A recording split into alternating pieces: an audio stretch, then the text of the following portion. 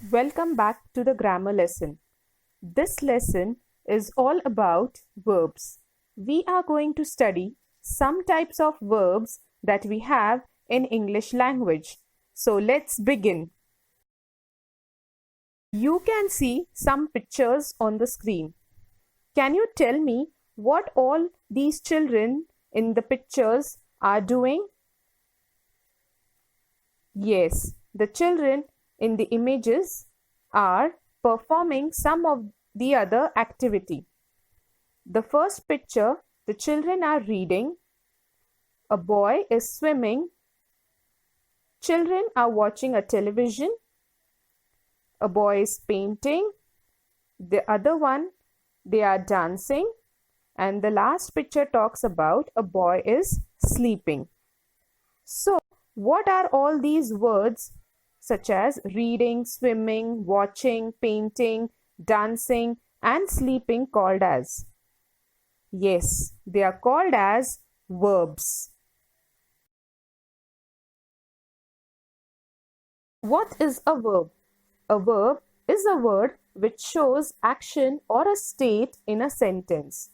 Examples: I play football. They skip quickly. We eat spaghetti. In these three sentences, the verbs play, skip, and eat are action verbs because they give some information about the subject doing physical action. Whereas in the other two sentences, Julia likes a chocolate ice cream. He feels very tired. So the verbs like, likes, and feels do not show any physical action, but they state something about the subject. So in the verbs like likes and feels are state verbs. Types of verbs. So today we are going to study all these types of verbs. We have verbs such as main verbs and helping verbs. So when we use verbs in a sentence, we can use them as main verb or as a helping verb. Helping verbs are also called as auxiliary verbs. And the most important helping verbs are be verbs, do verbs, have verbs, and modals. Now, modals we'll be studying in the next grammar lesson. So this lesson does not contain modals. Let's begin with main verbs. Main verbs are further bifurcated in regular verbs and irregular verbs. You have some verbs on the screen. They are in column A and column B. So column A verbs are used in the present tense, whereas the verbs of the column B are used in the past tense. So the verbs in column A are hop, play, move, taste, and look. So when we change these verbs into past tense, we get hopped, played, moved, tasted, and looked. What do all these verbs have in common? Yes, you are right. It's ed. We have added only ed at the last to make the past tense of that verb. So, the verbs which form their past tense by adding d or ed, they are called as regular verbs. More examples for regular verbs: brush, brushed, dance, danced, start, started, wait, waited, decide, decided, end, ended, invent, invented, reach, reached. So, in all these words, we have added either d or ed because in the second and fifth example, the words are ending with e. So, we have added only d to form its past tense. What are irregular verbs?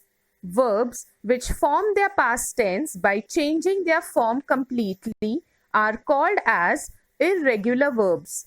Example: wake changes to woke, sing, sang, stand, stood, catch, caught, fall, fell, Run, ran, see, saw. Eat changes to ate. Buy is bought and bring is brought. So usually the irregular verbs change their vowel sounds. In English language, only verb can have tenses, that is present tense, past tense and future tense. To make these tenses, we change the forms of verbs. So do you know how many forms of verbs we have in English? We have 5 forms of verbs. Base form, the root verb is V1. The past form is V2. The past participle is V3. The ing form of the verb is V4. And when you add s or es to the base form of the verb, it is V5. So example, eat changes to ate in past tense, changes to eaten in past participle, V4 is eating and V5 is eats. Similarly, go, went, gone, going, goes. Third one, write changes to wrote, written, writing and writes. Speak, spoke, spoken, speaking, speaks. Give, gave, given, giving and gives. So we change the verbs according to the tense in a sentence. Let's check. On the screen, you have a paragraph. Read the paragraph carefully and use the correct past tense form of the underlined verbs. Here are your answers. I hope you all have understood regular and irregular verbs. Now, let's move on to helping verbs. Helping verbs or auxiliary verbs. Let's look at some sentences. He is working now. He was working.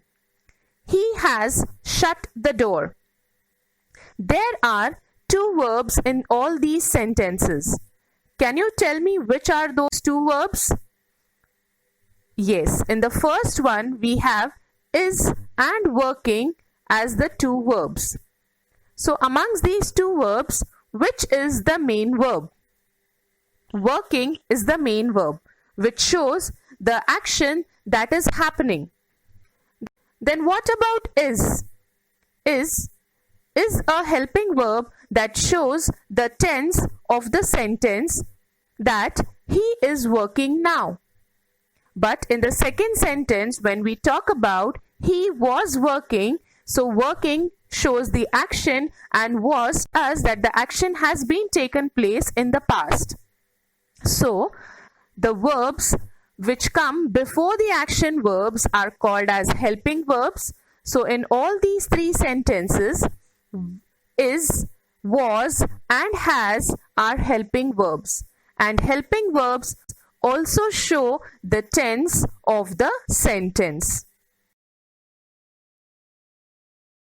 So let's begin with the be form of the verbs. In the be form of verbs, we have am, is, are, was, were, shall be and will be. Now in these verbs, am, is and are used in the present tense, was and were are used in the past tense, and shall be and will be are used in the future tense. These all verbs, all the helping verbs are followed by the ing form of the verb, that is V4. Example, singing, sing, eating, playing, etc. How do we use all these helping verbs? So now how do we come to know which, at what time and when do we use these helping verbs? Am, is, are, was, were, shall be and will be. So now they are used according to the tense. Am is always used with I. Example, I am writing a letter. I am having my lunch. Is used with the singular subject, that is he, she, it. Are are is always used with the plural subject, that is we, you, they. And these helping verbs am, is, and are used in the present tense.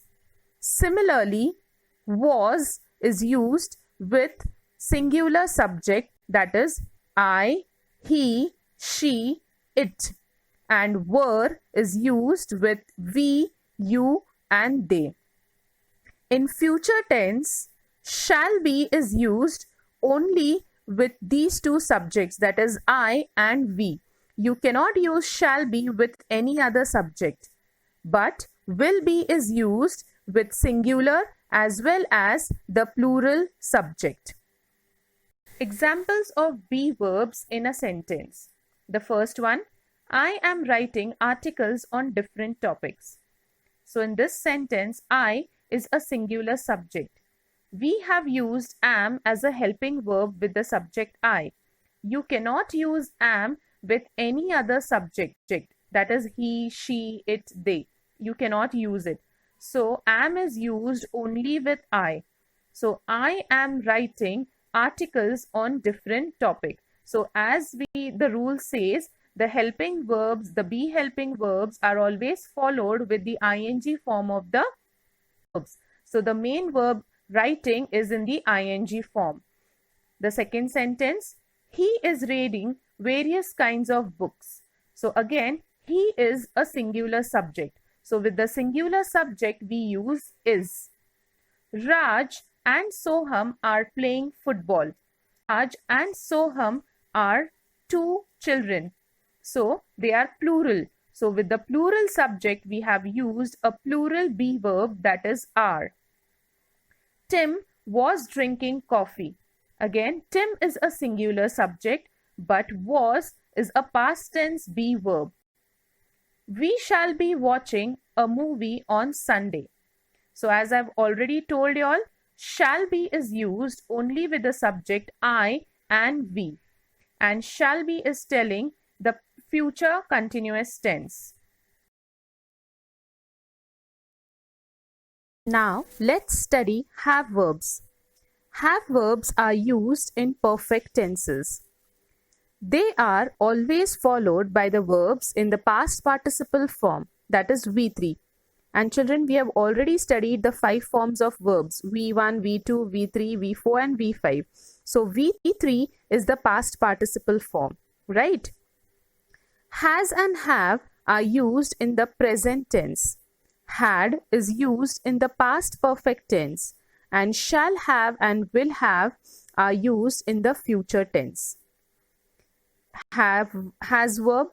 Has is a singular verb, so it should be always used with a singular subject. Example, she has lived here all her life. So in this sentence, she is a singular subject, so with it we have used a singular helping verb, and it is followed by the V3 verb, that is lived. Have verbs. Have is used with plural subject, and it is also used with I. Example, I have sung this song. So with I, we cannot use has, we have to use only have, and have is again followed by sung, that is V3. Had. Had is used in the past tense, and we can use had with both singular as well as plural subject. Example, we had taken her to the park. Shall have and will have. They are used in future perfect tense. Shall have is used only with the subject I and we. Example, I will have eaten a mango.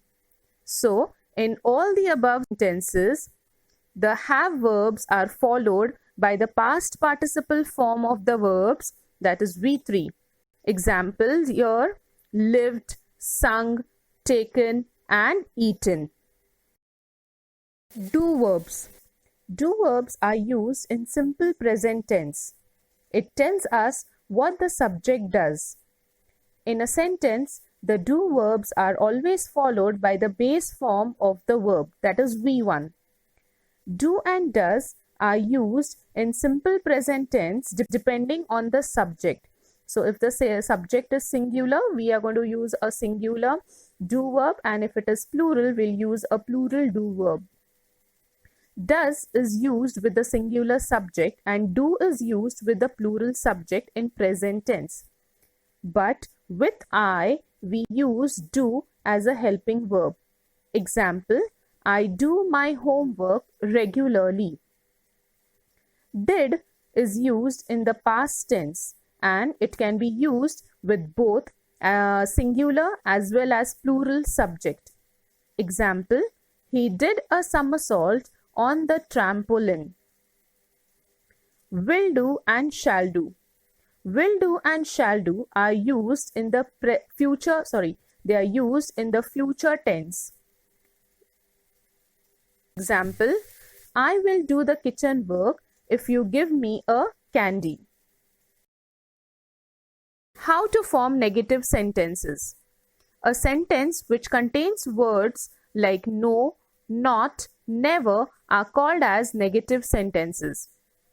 Now let's see how can we convert a positive sentence into a negative one. The first rule, when the sentence has a helping verb and a main verb. So when we have two verbs in a sentence, for example, I am writing a letter. So am is a helping verb and writing is a main verb. So when you have two verbs in a sentence, we just put a negative word not between the two verbs, that is the helping verb and the main verb. So your negative sentence becomes, I am not writing a letter. Similarly, she is playing on the ground. The negative sentence, she is not playing on the ground. They are singing a song. The negative sentence, they are not singing a song. Rule 2. Use do not and does not with the root form of the verb, that is the base form of the verb, V1, if the sentence is in simple present tense. Example, Sohan sings well. So now this is a simple present tense sentence, and when we have to change this sentence into negative, now there is no helping verb in this. So we are going to add a do verb, that is a do helping verb. Sohan sings well. So Sohan is singular. So we have added does as a singular do verb. Sohan does, and we will add not as a negative word and sing. So the rule says with do not or does not, we have to use V1 form of the verb, that is the base form of the verb. So sing is V1. So the negative sentence becomes Sohan does not sing well. Second sentence, they play outside. They do not play outside. As they is a plural subject, we have used a plural do verb, that is do not. And play is V1 form of the verb. So the negative sentence is they do not play outside. I go to school. I do not go to school. Let's summarize. Verbs are classified into main verbs and auxiliaries. So we have studied primary verbs, that is be verbs, do verbs and have verbs. They are further bifurcated into different categories. Like be verbs, we have am, is, are, was, were. Do verbs, do, does, did. Have verbs, has, have, had. And we even have modals as auxiliary verbs. Modals we'll be studying in the next chapter. In this chapter, we have learnt regular verbs form the past tense by adding d or ed to the base form of the verb, that is V1. Irregular verbs are formed from the past tense in a different way from the regular D or ED. So irregular verbs, to form their past tense, they usually change their vowel sounds. Helping verbs are also known as auxiliary verbs. They occur before the main verb. The primary helping verbs are be verbs, have verbs, and do verbs. Be verbs as a helping verb is followed by the ing form of the verb. Has, have, had as a helping verb is followed by the main verb in the past participle form. Do, does, or did as a helping verb is followed by the base form of the verb. And these helping verbs can also be used to form negatives. So I hope you all have understood the chapter verbs. Thank you.